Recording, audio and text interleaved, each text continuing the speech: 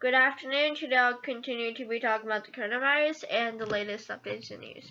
So the first piece of news is that more than 3 million U.S. workers has filed unemployment claims last week, which is a record high, and this has already proven the extent of the coronavirus on the economy in U.S. So even though gig workers, independent contractors, and self-employed don't qualify for unemployment benefits, the emergency aid package that's making through Congress, which I talked about yesterday, will provide help for these people who are just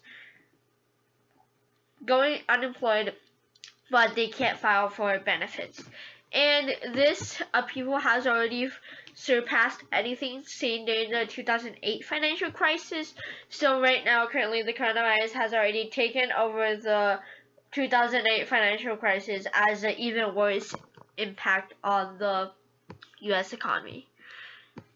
So the second thing I would like to talk about is that U.S. cases have already surpassed China because of U.S.'s many failures, including failure of testing to actually see the extent of the virus, and failure to take action even though China was suffering and engulfed by the virus. The U.S. did not take strong action, and now it has already almost more than 80,000 people, I believe, and is now the leading confirmed cases of the coronavirus in the world.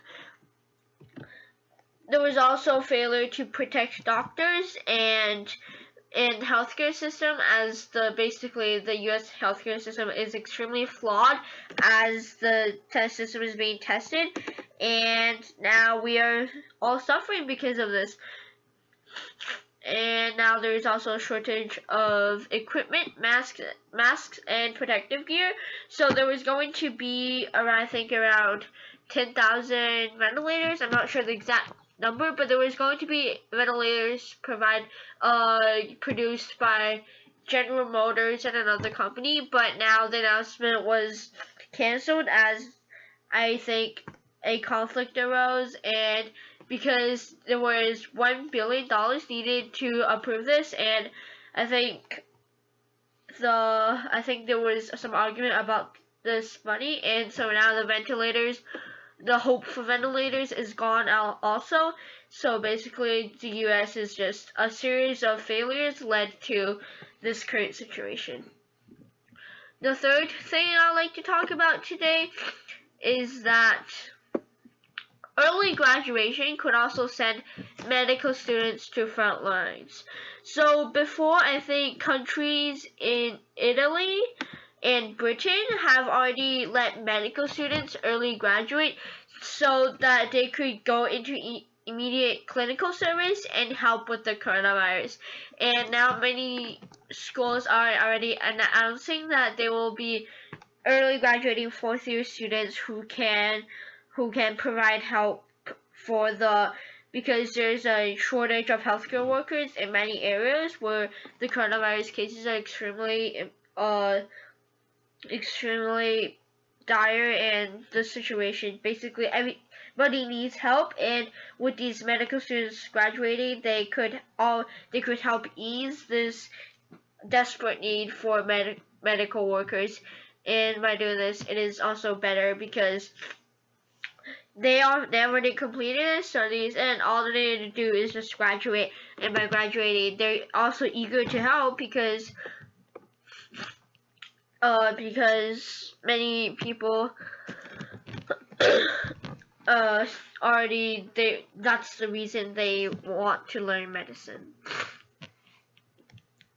The next thing I would like to talk about is that another U.S. Navy ship is headed to New York this weekend. So USNS Comfort will disembark on Saturday from Norfolk, Virginia, and arrive at Manhattan's Pier 90 on Monday. So this is already 3 weeks earlier than expected, and this trip should bolster the capacity of New York's hospitals, which are currently straining with patients suffering from the coronavirus, because many healthcare workers are going sick, many people are dying, and so this is just that New York City is basically the new Wuhan, and it's basically just a mess. And having this hospital ship there, it will probably help to ease the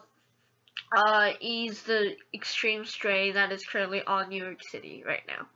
So that's it. Thank you for listening, and have